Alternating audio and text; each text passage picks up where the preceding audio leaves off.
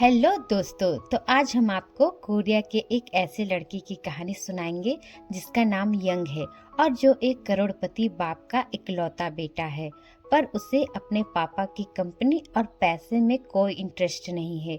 वह अपना कुछ करना चाहता था, पर उसके पापा चाहते हैं कि वह कंपनी संभाले। इसलिए बाप बेटे के बीच लड़ाई होती है और यंग कोरिया छोड़कर जापान चला जाता है और वहाँ एक छोटी सी कंपनी में सेल्समैन का काम करता है। वहाँ उसे कोई नहीं जानता है कि यंग एक करोड़पति बाप का इकलौता बेटा है, और यंग भी किसी को नहीं बताता क्योंकि वह कम में ही खुश है।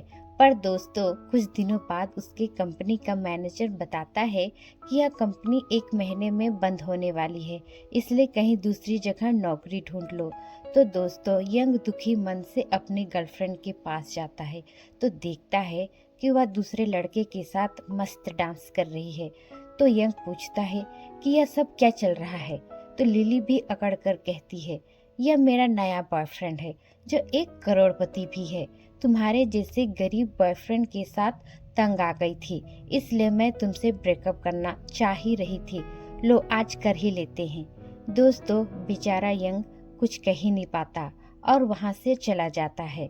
फिर वह भारी मन से अपनी माँ को कॉल करता है तो उसकी माँ कहती है, बेटा यंग, कब तक दूसरे देश में छोटा मोटा काम करते रहोगे? घर वापस आ जाओ ना बेटा। ठीक से खाना पीना खाते भी हो कि नहीं? इतना सब कुछ तुम्हारा ही तो है। तुम्हारे पापा पहले जैसे नहीं रहे। पापा अब नहीं डांटेंगे और ना ही बिजनेस संभालने को कहेंगे। बस तुम वापस आ जाओ। तो यंग कहता है कि माँ, मैं यहाँ ठीक हूँ और खुश भी हूँ, तो आप ज्यादा चिंता मत करिए, कहकर फोन रख देता है। वो क्या है ना दोस्तों, यंग वापस नहीं जाना चाहता। इसके बाद दोस्तों, बेचारा यंग नौकरी छोकरी दोनों छूट जाने के गम में एक प्लेग्राउंड में अकेले उदास बैठा होता है। तभी दो बूढ़े कपल उसके पास आते हैं और यंग को उदास परेशान देखकर उसे अपने साथ एक रेस्टोरेंट लेकर जाते हैं और खाना खिलाते हैं। इसके बाद तीनों एक साथ शराब पीते हैं। फिर जब यंग को नशा चढ़ता है तो वह अपने दिल के सारे दुख को बताता है। तो वे कपल कहते हैं कि हम एक स्पोकन लैंग्वेज का ट्यूशन सेंटर चलाते हैं। हमें एक कोरिया भाषा सिखाने वाला टीचर चाहिए था। क्या तुम हमारा कोरियन टीचर बनोगे? हम तुम्हें अच्छी सैलरी भी देंगे। तो दोस्तों, यंग तैयार हो जाता है। फिर वह टल्ली होकर वहीं गिर जाता है।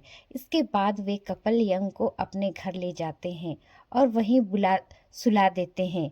फिर अगली सुबह जब यंग उठता है तो उसे समझ नहीं आता कि वह कहाँ है। तभी वहाँ वही बूढ़ा अंकल आता है और कहता है, चलो बेटा टीटी सेंटर पढ़ाने। फिर दोस्तों, यंग सेंटर जाता है और क्लास में थोड़ा डरे सहमे पढ़ाने की कोशिश करता है। वो क्या है ना दोस्तों, फर्स्ट बार था तो थोड़ा नर्वस था। तो दोस्तों, क्लास में सबसे पीछे सकूरा नाम की एक लड़की बैठी होती है और दोस्तों, यही है हमारी कहानी की हीरोइन, जो यंग को देखकर सोच रही थी इसे कुछ आता भी है कि नहीं, और यही सोचकर घूर रही थी।